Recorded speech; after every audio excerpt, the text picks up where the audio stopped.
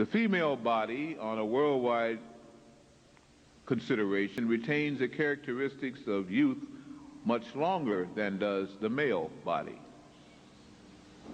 Are you getting the picture?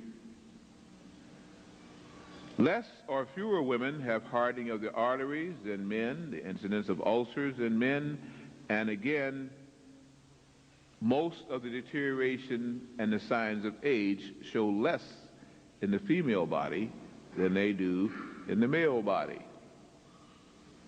Told you I was going to prove a point. There's more heart failure and apoplexy in men than there is in women. Women can usually hold their breath without deterioration of cell structure deprived of oxygen, and much more less suffocated than men. And women can usually endure cold weather on a general basis better than men and can adjust to heat temperatures when their thermostat works correctly more so than men. Are you beginning to see the picture of the proof of what my opening statement was? How many of you are still with me? Confusion and puzzlement. Oh, good. Women in general at higher altitudes, like in the Andes Mountains and so, can usually carry heavier loads than men because the muscle fiber is toned better and the amount of oxygen within the cell structures is greater than that of men. The female brain not only has a finer texture and more complex organization than that of the male, but relative to overall body weight, it is 1/4 pound heavier. There are fewer female baby miscarriages than there are male baby miscarriages.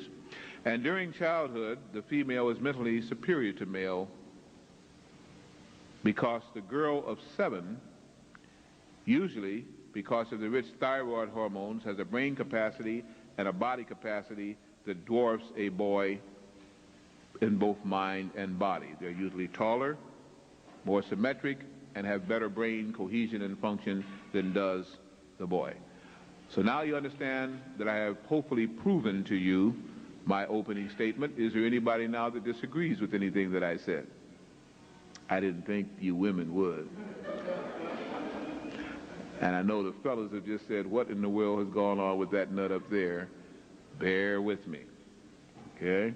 Menstruating women in general lose calcium, thyroxine, iodine, phosphorus, lecithin, vitamin E, vitamin B1, 6, 12, 2, 6, magnesium, manganese, iron, copper, zinc, and sometimes for some women this starts 2 weeks prior to the menses. You think about that. Calcium, for instance, stabilizes the nervous system. Phosphorus is found in all healthy, normal cells. Iodine causes the growth and maintenance of the thyroid gland, and this is why the thyroid gland in women tends to swell during menstruation. I give you another key so you don't run off and spend all your money at the doctor's. I repeat that. That's why the thyroid gland in women tends to swell during menstruation. Science has proven that the birth of congenital idiots increases when one travels inland where the soil and the food lacks iodine. Iodine is also an essential element for the maturation and maintenance of healthy female cells. What is very interesting is that not all women on this planet menstruate. Also, not all women on this planet have ever menstruated. But all women think that all women do. Let me also spend a little time with that concept. Most Hindu women do not, and definitely did not, menstruate. One of the last famous Hindu women to achieve prominence on the world stage was Indira Gandhi. who until she started doing certain things and making certain practices as she toured the world, readily admitted she had not suffered a menstrual period until she began to do these things. Had she but followed her religious undertakings, maybe it never would have started. Most ancient African or Kemetic women did not menstruate. Not Belkis, not Apatia, not any of the so-called queens of Africa seemingly did once they began to have knowledge of self. The Oracle of the Delphi, according to the Greeks, were a group of women who pontificated and led Greece through its heyday. It was not led by the warrior men. They did the fighting. The thinking was done by the oracles, and many of the oracles were females. They are said that the oracles did not menstruate. We hear a lot of talk about the Amazon women, the Teutonic women, the female Gauls, the West African Watetas, the East African Bossamans, the Andambis of the Congo. Most of these oceanic women and most of these Kemetic women did not menstruate. These women were the strong women of our history. And in many cases, they could grow to be 7 and 8 feet tall. That's why amongst the Watusi and the Watusi women, when they told you of their diets and things that used to be different, they have some of the most tall, or the tallest women and persons, in fact, on earth itself. The Old Testament said, and the ancient Hebrews said, that menstruation was unclean, and that a woman should be confined until cleansed of her issue. But understand again, a lot of that book was tampered with by a patriarchal society, and if you're not aware of that, and I think most of you should be, then we have a lot of interaction that we could go through. With the advent of monogamy, and now I'm thinking about Africa, monogamy, by what we would call the Christian forefathers who wanted their church to really flourish, came the taught, learned sensation that menstruation was correct, menstruation was necessary, and was the woman's paying for her sins for having made Adam eat the apple and now must also bear her child in pain and affliction. And many of you bought that, didn't you? I state to you that menstruation is not a cleansing process. It is only the result of the deterioration of the egg, unfertilized, and that men have perpetuated a myth that women collectively have bought, and I can at least begin to forgive some African Kemetic women because they didn't have too much of a choice. In their old habitats, in their old lands, many of them, as I say, were taught better. I'm going to now talk to you as adults, if I already haven't, and I hope again you will accept these things with an adult mind, and then on the Q&A, talk to me, question me if you will. The whites is a street slang for a term called leukorrhea. It is an issue, a secretion from the vaginal area which women sometimes suffer from. If the womb becomes catarrhal, has mucus, has a cold, the whites is one of the results. The inflammation of the uterine lining produces, in many cases, menstruation, and many things can cause that, as we shall talk about. The fluids lost in leukorrhea, or colloquial on the street, the whites, are important vital substances. Lipoids, alkaline lactates, natural sodium, potassium, calcium, plus brain and nerve foods in the form of lecithin. In fact, the mucous corpuscles present in leukorrhea are presently hemoglobin capable. What do I mean by that? It means that they are capable of forming human blood-carrying, oxygenating corpuscles. So not only does a woman then suffer the menses, but if she also has leukorrhea, she is constantly losing the ability to build life-giving blood cells, which anyone knows without that the body does what? Deteriorates. Some women are on a constant menses. And then you wonder why some women are very irritable, very agitative, anemic. They get dizzy and have migraine headaches and jump at the sound of a firecracker 20 miles away, which they think they can hear.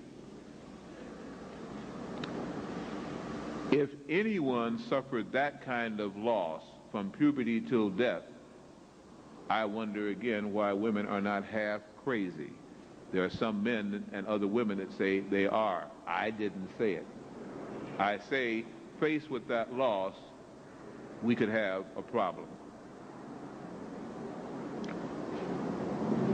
I state that if the menses was cessated, if it stopped, if the blood loss and even the alkaline leukocyte loss was ceased and stopped, then not only would women be very strong, and they wouldn't be intuitive, they would be psychic, but they also could give birth to babies without a man being anywhere around. And there is the key to your problem and your problematic solution.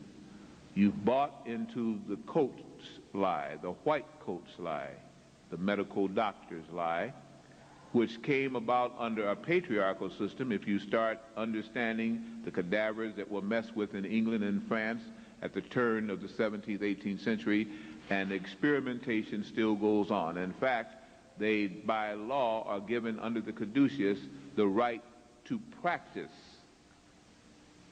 And the practice is upon, in many cases, you as females. There was a theory called the Ovist theory, spelled O-V-I-S-T, pronounced Ah. It was proven, not postulated, I repeat, proven by Professor Jacques Loeb of Stanford University, that the embryo develops from the egg alone and does not require spermatozoon. Did you hear what I just stated? According to Professor Loeb, you can make a developing embryo to become mitigated and go into first, second, and third trimesters of birth without the need of the male sperm, under certain circumstances. The prevailing medical theory is one of epigenesis, and it says, again, that you must have the union of sperm and egg in order to produce and in order to get pregnant. Maybe. To start this and give it practicality, we have to go back to a basic concept that some people still are not sure about. I state that women had to have been created before men, or formed before man, because you cannot get a man from a man, you cannot get a woman from a man, but you can get a man from a woman, and you can get a woman from a woman, and think about that. Any problem with that statement, that compound complex sentence? I don't have one. This is what the old church, the Church of England, and under King Constantine and the Bishop Eusebius, the Church of Rome, had to get rid of and had to change. The last honesty amongst Caucasian principalities dealing with Christianity, and especially Catholicism, came with the onset of the Greeks, who broke away into the Greek Orthodox Church because they got tired of the lies that were being formed and wanted to continue with some semblance of truth from the Greek society, the last time when the Caucasians told truth.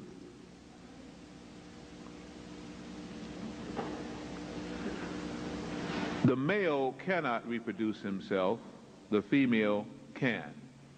What does that mean if carried to the furthest extent?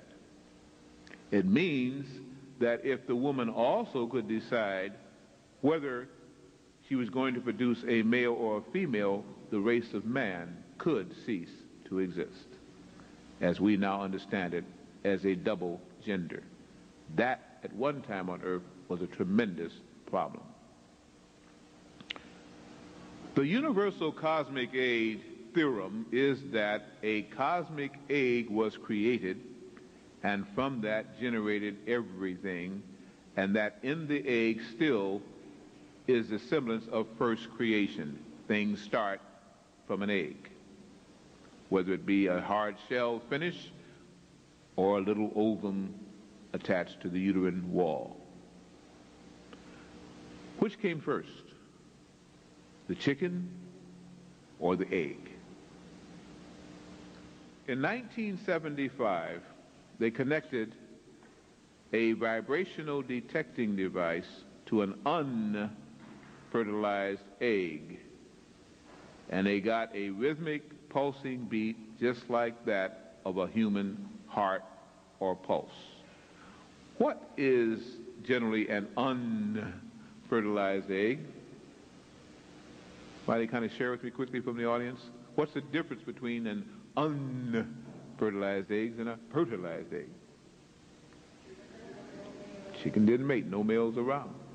Yet they have detected, and that experiment has been tried and tried again, some kind of rhythm or pulse within that egg itself. They also found in vertebrates, those that have a central vertebral column again, a spine if you would, that on the phases and oscillations of the moon, that pulse varied, but was always even more intense.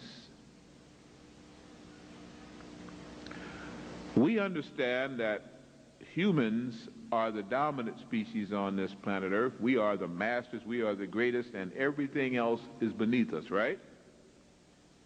Right. Right, yeah, right.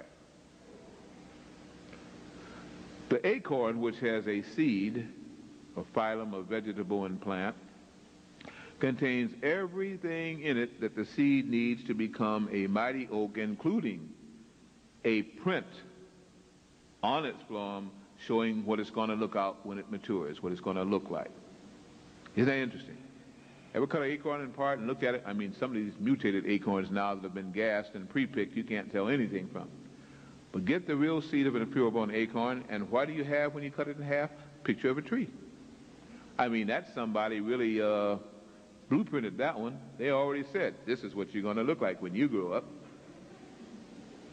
And that's just on a little acorn. Okay? Let's go to another phylum, an animated phylum, the silk moth.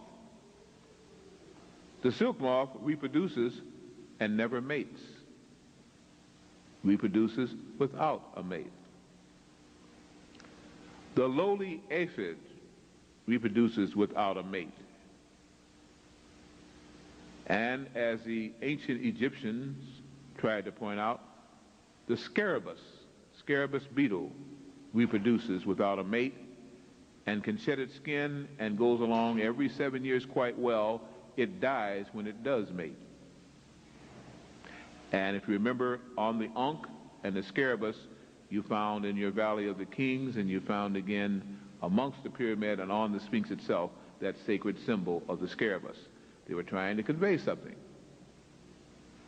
Most of us have forgotten or never knew what they were trying to convey. Dr. Edward Bischoff, MD, started this modern theory of epigenesis in 1854. I want you to jot down that date because people think this has been going along for a long time. It has not. That's close to the turn of the century. Dr. Edward Bischoff started the theory and the story of epigenesis in 1854. That is, that the zygote and the uterine development by union of sperm and egg was the way that humans get started. The first trimester after fetal conception. Before Bischoff's theory became accepted, and understand, it was presented on a paper as a theory, not an accepted fact. Later on, males and those who study under males have made it a fact that this is the way pregnancy starts.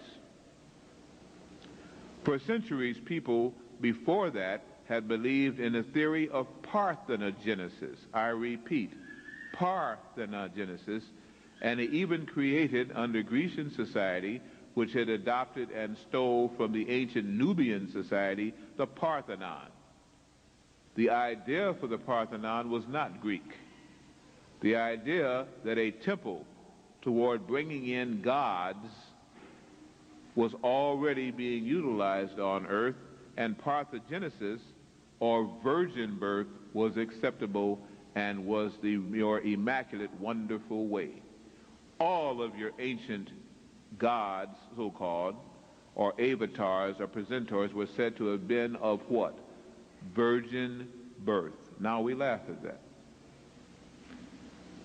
We lose so much in the vaginal uterine tract conceptory and bringing to term trimesters that there must be a better way. We have just forgotten that there was another way. In the year 1955, 4 prominent British doctors of medicine, and I like to use this amongst college students because when you say British doctors of medicine, then it makes it okay. Dr. Stanley Balfour Lynn, Dr. Bernard Camber, Dr. David Wine Williams, and Dr. A.E. Morant all studied some 10 classical cases of virgin births and agreed that all 10 of them were real, that in some way parthenogenesis, bringing to birth without the union of sperm and egg, had occurred in all 10 of those cases, barring nothing.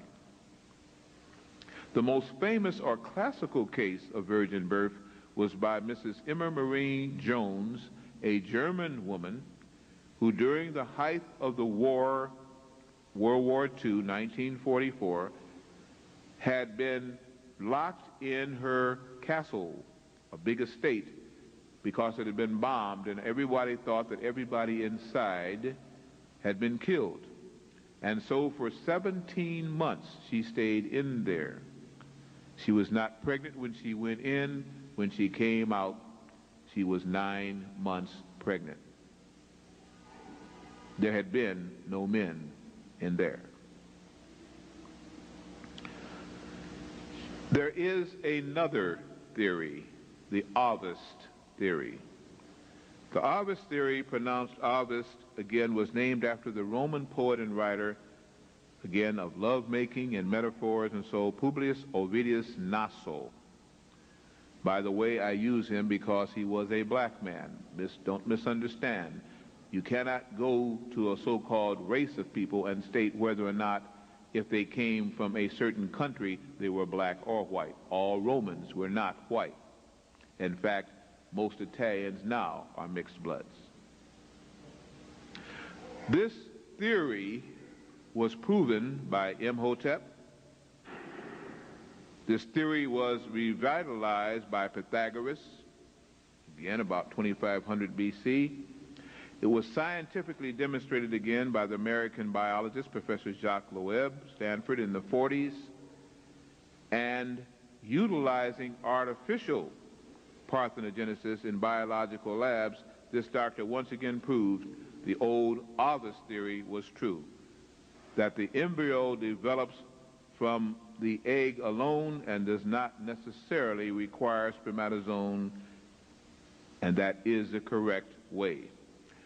Here is the key. Hear it carefully. I usually speak pretty slowly when I'm giving lectures that are emphatic. Please hear what I'm saying and not what I didn't say. Varied forms of energy in the forms of radiation from any source and including radiation from both the sun and the moon or other heavenly bodies, can produce hormonal, chemical energies that will induce in the female zygote, when prime, development of a female cell that will initially divide itself and proliferate through terms.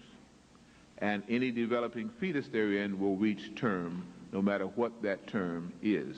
In other words, vibrations and radiation can start mitosis, the division of the egg cell. That's the only reason that the sperm can also do that. It is not the sperm penetrating the egg that does it, releasing its DNA, Y chromosomes. It is the vibration of that sperm, because as you realize and you've read, literally millions to billions of sperm cells die out and never make the grail. What they do is to simply die out because their mobility, their energy level, their vibrational rate is not strong enough to excite the ovum or the egg. The one that does make it, after that, everything is over. Look how many it takes to do one act. Consequently, it is understood that it is the vibrational rate, the amount of energy or radiation that causes that, and the sperm cell is only one possible conductor of such energy. When we start thinking and talking like that, we have to begin to say, well, if that is the case, what is the reason now while many women do not get pregnant until they have a man, if you're talking about something that is so preponderous and so wonderful, Dr. Blair? I state you have to begin to go back into one of the true histories of our planet, and this is where you begin to run into the problems, the challenges, and I love the challenge. At the beginning of this phase, let me explain that hermaphrodites are dual-sexed. Anybody who's hermaphroditic or hermaphrodite has both sexes. Androgynous means a male and a female part on the same plant. So what would happen under androgynous takings in the plant kingdom happens in the hermaphroditic undertakings in the animal kingdom, and that has been referred to as parthenogenesis. Are you still with me? All right. High alkaline diets, enzymes, fresh juices, plenty of chlorophyll, oxygen-containing foods, along with deep breathing and exercises, shortens the menstrual cycle. Did you hear what I just stated to you? High alkaline diets, freshly squeezed and freshly run fruit and vegetable juices containing enzymes and life force, heavy chlorophyll containing products. Chlorophyll allows you to do as the plants do to some extent, become photosynthetic. You can change light into usable energy and energy into usable light. High chlorophyll containing diets, plenty of exercise, plenty of deep breathing reduces the menstrual cycle. A lack of the exercise, a lack of life-giving foods and meat diets produces the menstrual cycle and reverts you back to the lower vibration of the animal for the human that you are, the animal person. Most athletic women find a wonderful, horrible thing that happens to them. Boy, Blair, you can't get your stuff straight. Wonderful, horrible. What a way to put adjectives together. The wonderful thing is that they find that they don't suffer through the monthly menses, and they may even skip months and even have at the most a 30-hour menses. The horrible thing is they think they're pregnant or worse. That's a wonderful, horrible sensation. Women then, of course, as they have before, then go to the doctors to get straight. And they do. The poor, ignorant mother, please mothers, don't get angry with me, let me finish, not knowing any better, suffers greatly with her daughter. The poor, ignorant father, not knowing any more than the mother or daughter, suffers equally and says, yes, something must be wrong, and they all run to the great white coats in the sky for direction and and help. Please bring it on. Please, my daughter has not suffered, gone through a menses yet as I have. Make her go through it so I can be proud of her and know that she is healthy. And a guy said, yeah, that's right. They know what they're talking about. And neither of them do. And in many cases, neither does the medical doctor under the oath of Hippocrates that they suffered through too. So ignorance leads ignorance, and the blind lead the blind, and they induce the menses by ways that would turn your stomach. Or maybe you've heard of some of the ways that the present medical allopathic practitioners induce the menses in young girls who have not had a cycle, because they know if they have not had a cycle, that girl is sick, and they want to make her well. By barbaric methodologies, do you want me to spell it out, or can you imagine? Those prone lie-down tables which women help themselves strap into have induced more trauma that some women never get over, but usually on a 6-month basis they go for more. Not only sulfur and drugs that are caustic to epidermal tissue are administered internally to a woman, but solutions and devices are inserted that can even tear up the womb in the best practitioner who has loving tenderness on his or her mind. Some women never recover from that, and yes, it will bring on some kind of hemorrhaging, I guarantee you. The old ways, the folk ways, the dumb ways, using herbals to do anything you wanted to and magnets to do anything you wanted to, would be too simple, too simplistic for the modern practitioners of medicine, so they make it a dual thing. You have to usually come back twice a month for 6 months, and they get rich off of your suffering, and then you experience the final crustacea, the final wonderful thing. You have a menses. Isn't that wonderful? That's because, in ignorance, woman thinks that that is the only way she can be healthy, and the absence of which means ill health or pregnancy. Oh, how we have suffered through ignorance. Original female, when she wanted to bring forth birth, simply agitated the elements under her direction, under her matrix, and begin to form self. First of all, as living beings, and this is the ancient legend when people were not born through eggs, and then later on, as she mated again with animals, had to go through the animal methodology of producing through living birth and through, again, excretion and term.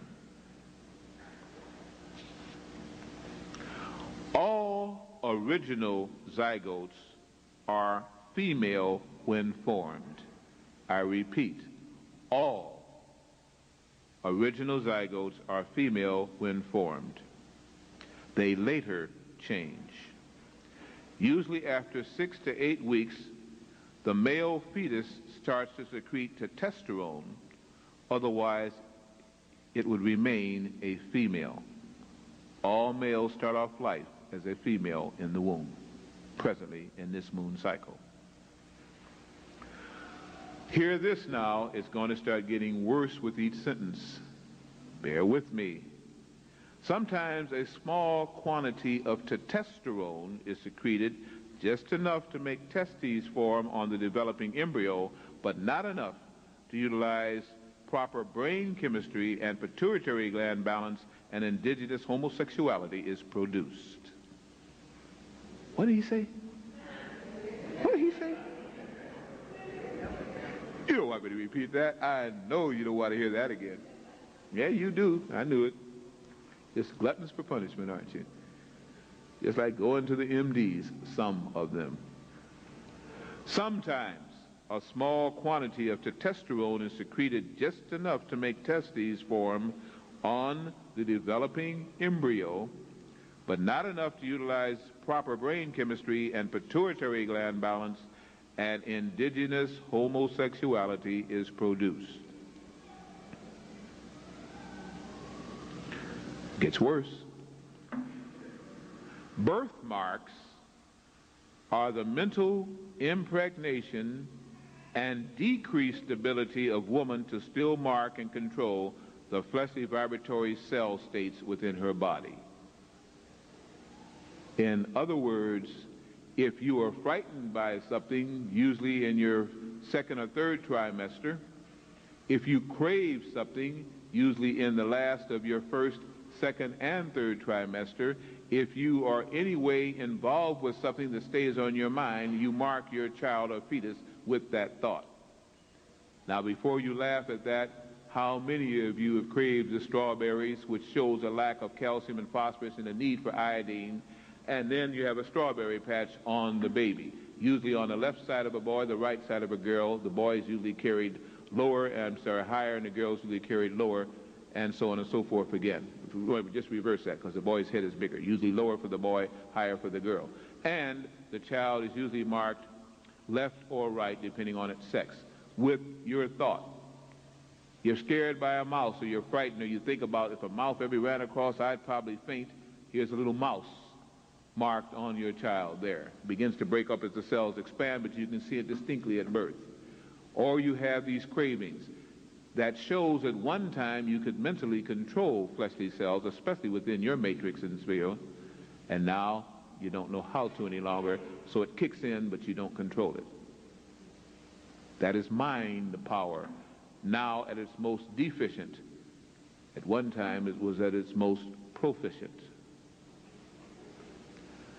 Dermoid cysts are the undeveloped cells starting the first trimester of fetal development, and microscopic examination will verify that fact. You are budding outside of the womb. Most cysts are mutating cells that do not follow a pattern. Dermoid cyst is a birth in the cavity, what they call the operoom, that does not have a womb, and usually results in a huge cyst that must be removed. Teeth, hair, and cell structure can be readily seen on a dermoid cyst. Fibroid tumors are the results of the vibrations budding along the reproductive organs and tract, but not being able to start the mitosis, and so they just act as little buds throughout the reproductive area, especially when meat is present in great degrees in that female system. You didn't hear either of those things either, did you? No, I know you didn't. Well, then buy the tape.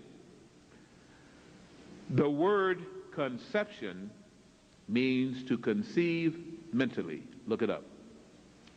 The word conception, first IBID definition, means to conceive mentally, not to conceive in the womb. Take a deep breath. Now we get to the real rough stuff. You thought this was rough? This was nothing. Now it gets rough. Man descended from woman. Circumcision is the artificial means to finalize that separation, and when the race of man was having a hard time making it here, especially certain kinds of man, human, the foreskin tried to cover the penis just as it is cloaked in the clitoris, and consequently the male had to actually cut off this foreskin as he tried to become what he once was, a woman. The male testes is a woman's descended ovum now encased within the scrotum. The male penis is an elongated clitoris.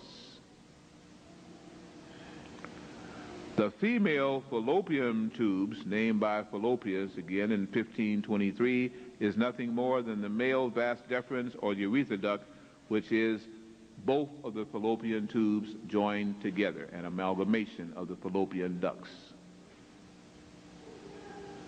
The male prostate, which males usually by the time of 12 to 40 have problems with and usually don't even function well after 40, the reason why is now going to be explained to you. It is nothing more than an atrophied womb. And every man has the vestibular mammary glands that go along with it, and during times of pregnancy of a woman can lactate. And during times of the month can lactate too, especially if those mammary glands are titillated or excited. I know it's rough to hear it and take it, but you think about it, and when you find me wrong, then we'll talk about it. The bulbourethral glands of the male are equal to the larger so-called vestibular glands of the woman. It simply means that amongst the male gland reproductive is a gland called the orchic. How many men know where their orchics are?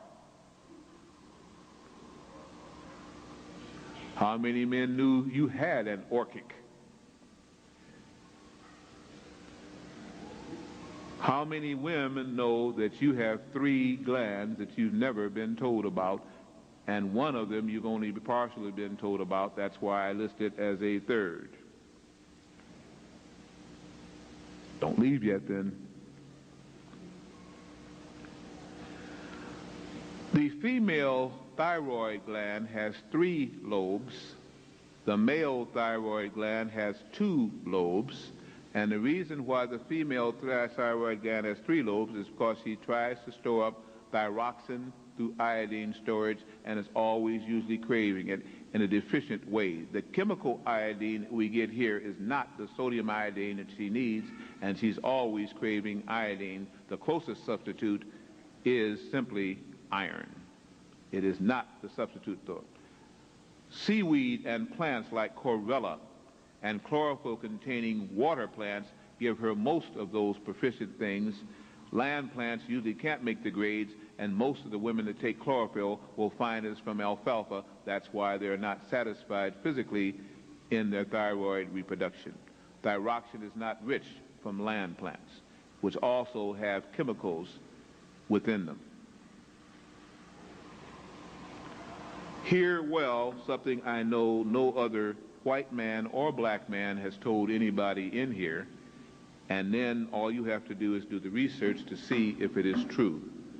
The other 2 female secret glands is one called the epiphoron, E-P-O-O-P-H-O-R-O-N, the epiphoron. In good physiological guides and studies of physiognomy, it is between the ovary and the uterus in what is called the mesosphinx. Yes, M-E-S-O-S-A-P-I-N-X, the mesosphinx. You can look it up in your physiological text, or just go to a med store near a pre-med college, and you don't even have to take it out. Just glance through, look it up, write it down. You can leave the book there. Within the epiphoron in the mesosphinx is something called the parophoron. P-A-R-O-O-P-H-O-R-O-N, the parophoron. It produces seminal fluid and seminal secretions, just like in a male. Those glands in many cases are atrophied, and the eating of salt is one of the things that atrophies them, as it does the thymus gland, which is a gland of youth. Those glands reflect from the biblical cord. That's not what you call it, is it? I call it the biblical cord. Unbiblical is what it's supposed to be. I say that because it is through misteachings of a religion that sought to subjugate women and bring them under church control that the truth of these books and things that talked about it have been squelched and hidden. They are now called apocrypha. When a woman exposed to moonlight at certain days of the month or sunlight at certain days of the month can suffer again even worse menses based again on the amount of meat in her system and the thoughts on her mind. All animals with vertebra follow the moon cycle, and that's why every 28 days, give or take a half day, they suffer the menses. It is the animal portion of woman that is pulling her down. Mitochondrial DNA is which your allopathic doctors will bring on you and your geneticists will back up, and they really don't understand it, but I will tell you what they will tell you. Mitochondrial DNA has an opponent. It is called nuclear DNA. Nuclear DNA is a mixture of both parents' genes. Nuclear DNA is a mixture of both parents' genes. Mitochondrial DNA is inherited only from the mother and is altered only by mutation, and this may be of what led to the original separation of races on our planet and the proliferation of the newborns, the mankinds. Let me repeat that once more to you. It is a very heavy proponent. I'm not being egotistical. You haven't heard this, listen to it, and go out and do the research. Two types of DNA that they speak about, mitochondrial DNA and nuclear DNA. Nuclear DNA is a mixture of both parents' genes. Mitochondrial DNA is inherited only from the mother and can be altered by radiation and even thought. It is very unstable DNA molecule. We're told that again the X chromosome belongs to the female and the Y chromosome belongs to the male, and when you get double X and double Ys and things like this, you get anything at all. I will state to you that a woman has the mental ability to change the chromosome pattern of any DNA molecule, or did. Oh woman, if you only knew who you were, then man would know who he is.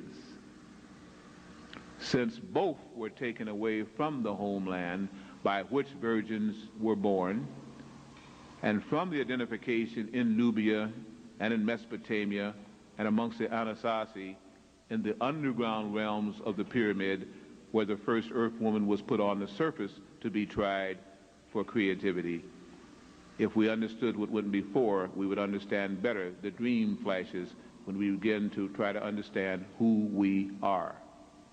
So much has been taken away, as I used to understand it, 96 books, and now I understand it from a brother last night, 240 books. But either way, the missing books of what we call the biblical book of the Bible, that if we had it all back as they did at once the library at own, we would understand who we were, when our gods and creators were coming back, and when the universal cosmic logoi would sanction the end to this foolishness on this planet. Let me state that 2000 is the year. The awakening has begun, and now women must worry about cysts, because as our sun puts out more energy, and this summer that's all you're going to hear about, women will begin to produce cysts like mad, and if you eat meat, you're going to produce dermoid cysts and go through all kinds of trauma, especially the lower the phylum of the meat that you ingest. Because the vibrations are low, and the body must get rid of it, and the sun will work on it, and it will try and bring it to term, because that's why it thinks you ate the meat. Did you hear me? You didn't hear me. About to wind up, and I know there won't be any questions or comments, will there? Lastly, as we conclude this way out presentation that I don't know anybody is going to present other than me, so I'll stay around so you can ask questions of me, is simply this. Mankind, human, angelic man, and gods will be on this planet this year. Before, just mankind and human shared an innocence and an ignorance, and now they no longer can live with each other in peace. Therefore, as one awakens, one must go to sleep. Cycles reverse. We are in the midst of a dispensational reversal of what is called a dispensation and a sensation. We're leaving the sensory vibrations of the third plane and are going into the fourth dimension once again. Those that change will find the menses will begin to cease, so don't go running to the doctor to stab you, please, and pay him for doing so. But understand that a change in frequency is your blessing, and one of the curses will be that they will not get the money from you by selling all the devices on a monthly basis to supposedly the 5 billion people on our planet that are females.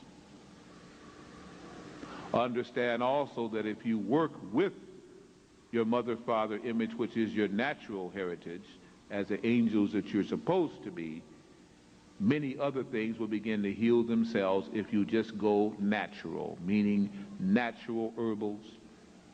Instead of drills and scalpels, magnets and crystals. Instead of all of the drugs, the vitamins and natural herbals and the trees and the barks.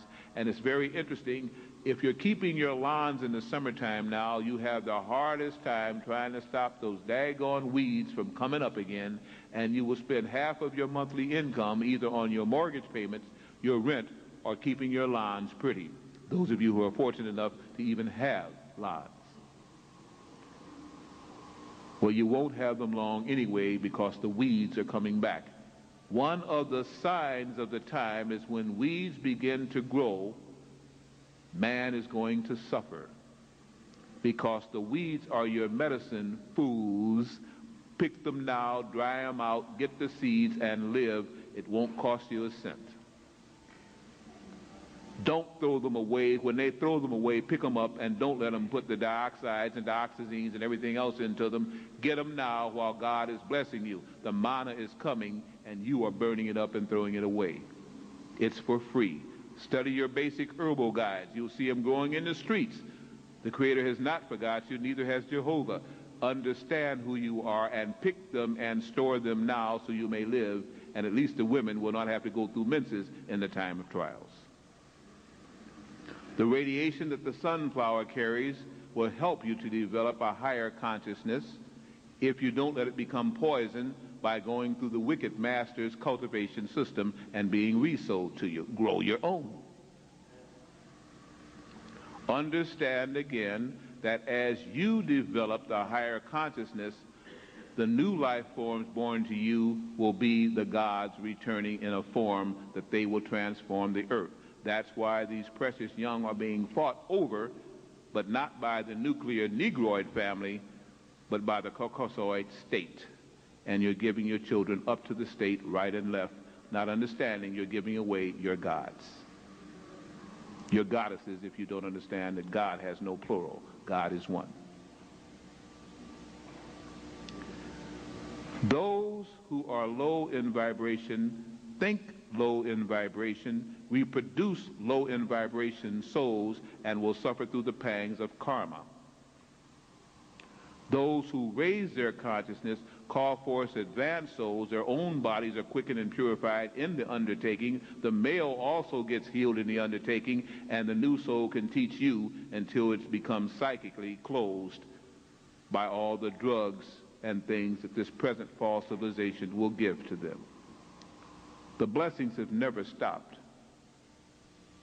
The intelligence of once was a prosperous people was taken away.